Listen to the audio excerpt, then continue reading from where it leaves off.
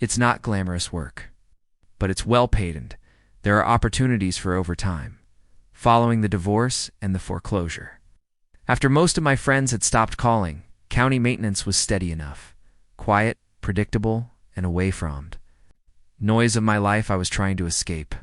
I had a new task to perform. Take the truck. Follow the checklist. Remove the old signs. Mark the trails as cleared. Move on. I sat in the diner that morning before work began, sitting in front of a mug of burnt coffee, acting as if I weren't hearing the old men at the corner table, staring at me. One of them eventually spoke up. Some trails refused to be forgotten. The others let out a laugh at that, half sincere, half sarcastic. Small-town men with too many years been them, too accustomed to bad stories. Too many bad stories heard over whiskey and tedium. I gave them the obligatory nod.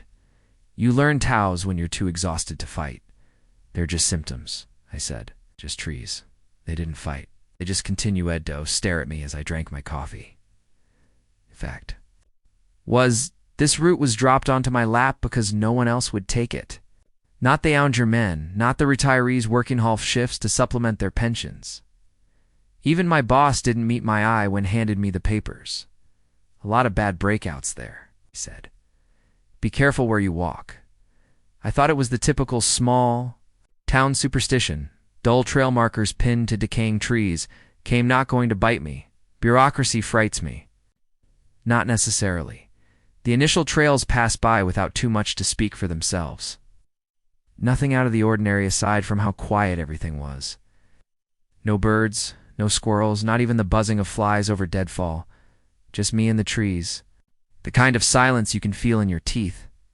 The work itself remained uncomplicated. Hike in. Locate the markers. Pull them down. Record the removal. Proceed. Each sign carried a name on it. Imprinted in wood and worn to hell with weather. Some them I knew from vintage missing persons posters, faces that hung by the register in gas station I was growing up, memorials to the lost and never found. Some went even farther back. Names passed along town rumor. Typically spoken in thesm sentence with bad luck or sad endings, it occurred to me more than once how odd it was to give trails. Names based on the individual shad gone missing on them were odd. How no one ever took the trouble to tell method part when they gave me the job sheet in a few days. Things began not falling into place. I'd cut a trail in the morning, dig out the markers only two, discover some of them again backed up by afternoon. Same trees, same bolts, sunkinto bark that should have been bare. Then there were the footprints, tunero for my boots, moving across thepiths in places where no one should have been walking. They never led anywhere. Just stop it in the middle. A thick brush, orvanished outright on solid ground, the radio gave me more static the deeper I went. Voices sometimes faint and broken beneath the white noise. I couldn't hear much at first. Viewed after a while it came into focus. Stop, turn around, leave it alone. Always urgent, always just on the brink of words. I swore to myself it had to be locals messing around, teens borrowing Maradio channel. Maybe those old men at diner still had enough spite and them to stick ACB somewhere and play tricks with me. I considered packing up early, taking 3 up, losing the overtime. Oh. But rent was owed, bills were piled, and I couldn't stand messing. UP had another job, so I remained camped out in the middle of it to get done faster. One more night, and I pack up Thephanol bit of it and never glance back. Even as I nailed the final stake and zip, my tent closed under those dead trees. I couldn't help feeling I should have departed already. That evening, the woods didn't pretend to sleep. I heard sounds outside the tent long before I opened it. Not steps precisely, not anything steady. Branches cracked, leaves rustled, and something imitated the short clipped beeps of my radio. Not words, only noise, chopped and mechanical. Attempting to get the rhythm correct without knowing the purpose behind it, I sat in darkness, listening, waiting for it to cease. When it didn't, I went outside with me flashlight and swept the trees beyond the camp. For a moment, I thought I glimpsed a figure. It was tall, larger than any living person ought to be, standing too motionless. Between the trunks, my beam hadn't caught it clearly, and when I blinked, it disappeared. I explained it away as a tree ashido, or a grazing animal I'd spooked off. When I experimented with the radio again, the white noise gave way to words. Not sentences, nothing very conversational, just names. Names of trails I hand-treached yet, names plucked directly from my documents. Some I didn't even know. I slept not after that by dawn. All the markers I had drawn the previous day had been remounted, not where I'd left them at first, but deeper into the forest. Trees that I hadn't walked by yet, some even appeared recently mounted. Bolts inserted into the bark that wept pure sap underneath them. I broke camp and headed for the truck, willing to leave this changing horror behind, only to discover it wasn't. Where I'd put it, the tire tracks went off into the brush and disappeared, without so much as a hint of turning back. I stood there for a long time battling, desire to simply walk into town and walk away from it all, but the job was half finished. Rent wasn't going to pay itself, and I couldn't afford another error on my record. I just had to complete the final bit of my assigned route. I just kept walking. I was going to complete clearing these trails.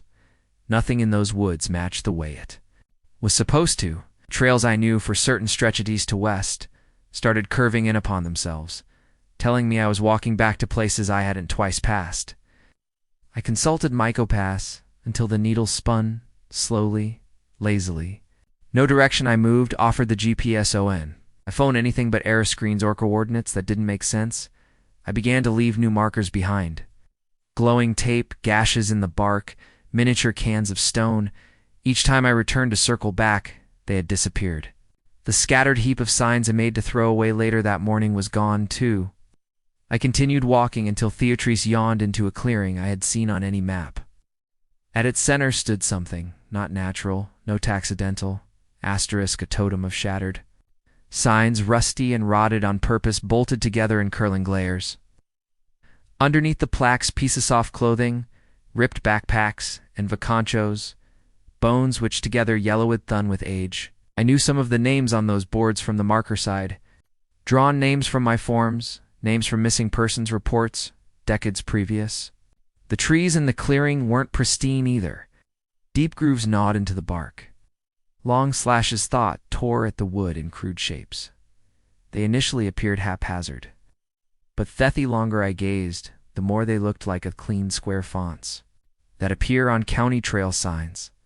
Half-urged letters, incomplete abandoned. This was not some joke.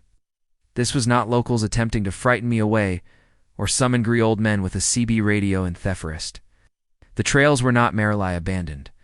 They were not intended to be touched. The forest watcher, something worse, waited. I attempted to go back. I attempted to follow some map, my own marks, even the sun. None of it fitted together anymore, eventually. I returned to the clearing, to the totem. I considered if I burned it. Perhaps it would shatter whatever was keeping me there. Perhaps fire would reverse it. Burn it bare down to something human again. The fire ignited readily enough, but burned blue. Green on the edges, curling smoke up in heavy coils that didn't lift, but hung low and heavy over the earth. It was then the woods responded. The wind howled through the trees in sudden gusts, tugging on the branches until they bent and writhed. Earth shook under my feet. I sensed something creak in the dark outside the clearing. Timber groaning, metal crashing. The totem never ignited. Naturally. The scenes charred, flaked, fell apart, only to reassemble themselves again. Distorted metal reshaped, plaques twisting into new forms, names reorganizing them into texts I couldn't decipher. The entire thing grew taller now. Branches off its center like limbs. Something stepped out of it. I could not determine where the building stopped and thieving started, for bone.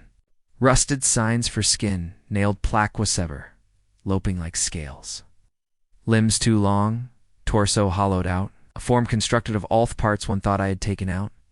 Signs dangled from its body, clattering against one another with each slow, deliberate step. Words that I knew, names I had touched, dates I had marked. It didn't say anything. It didn't have to. The pressure of its stare weighed upon me, something coming loose behind my eyes. branches rubbing against each other, other until they grated almost like laughter, dry and humorless. I tried to turn and go, but there was no hair left to escape. Paths doubled back on themselves. Roots pushed through the earthen coils thick enough to catch me no matter which direction I went. Daylight snapped to twilight without warning, shadows lengthening long and thin until consuming the edges of the clearing.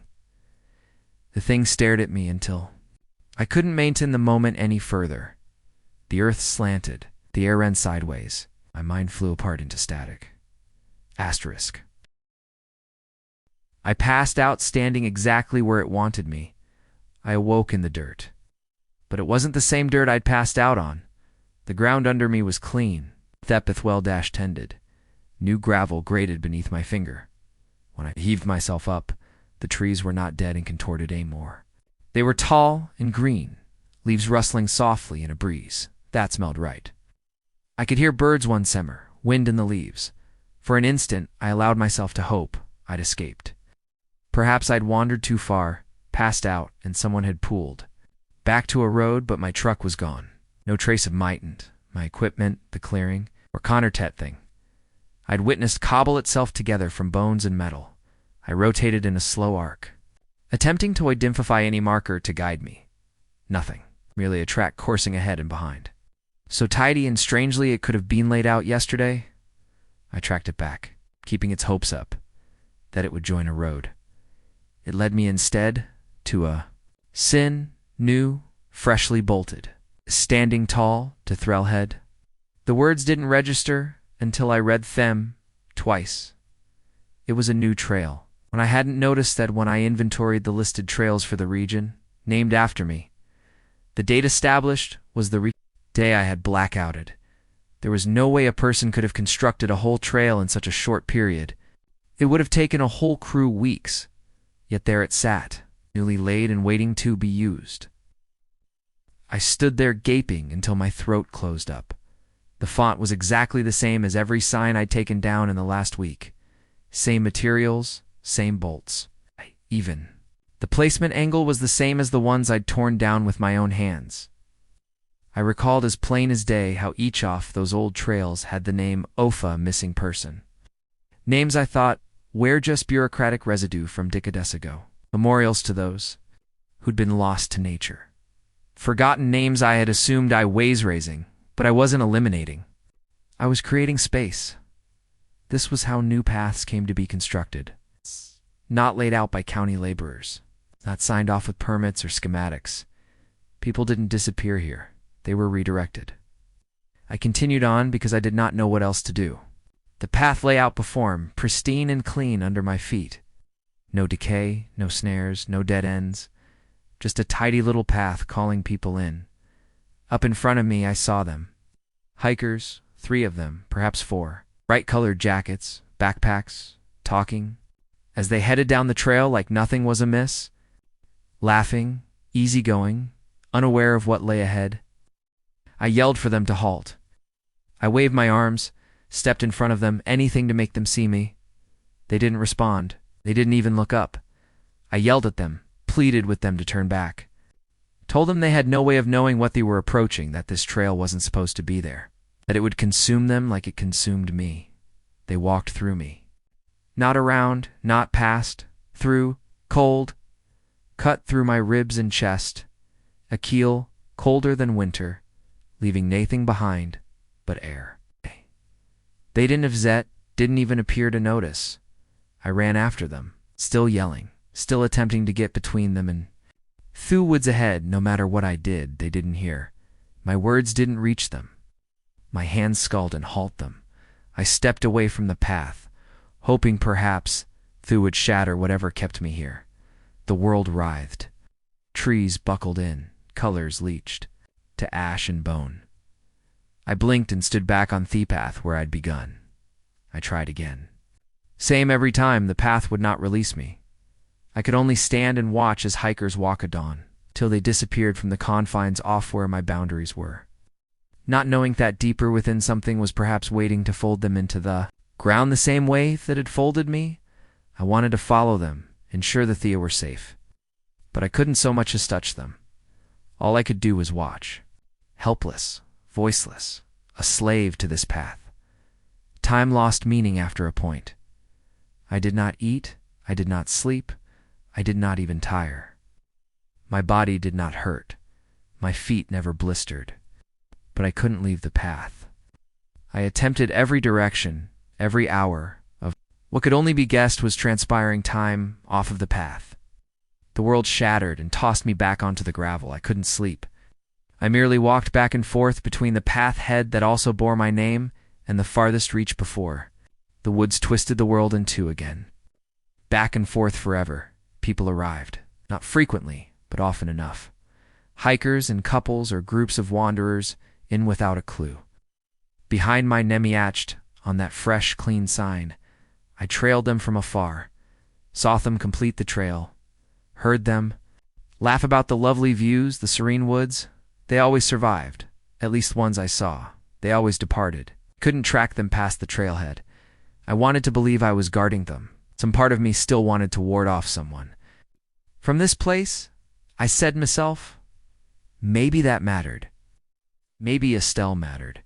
Then came the ranger, a county man, clipboard in hand, maintenance vest. Same patch on his sleeve I used to wear, same paperwork a field out, the checklist. The inventory, same job. He stood beneath my sign for a long time, scowling at it. At last, he pulled out a crowbar and began prying it loose. I wanted to scream at him to stop, to leave it, to get back in his truck and drive until he couldn't see trees anymore.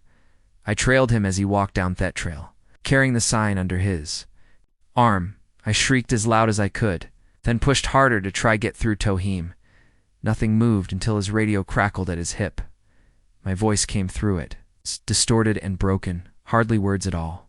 A few handfuls of syllables, a warning heckled in here, or perhaps he could, and simply dismissed it as the locals driving him away. Before him, between the trees, I saw it.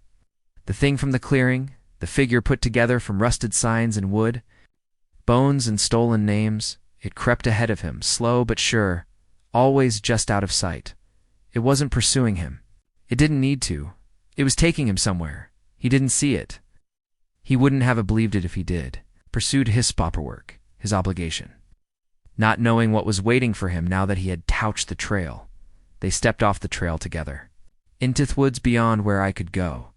I watched the space where Ether disappeared.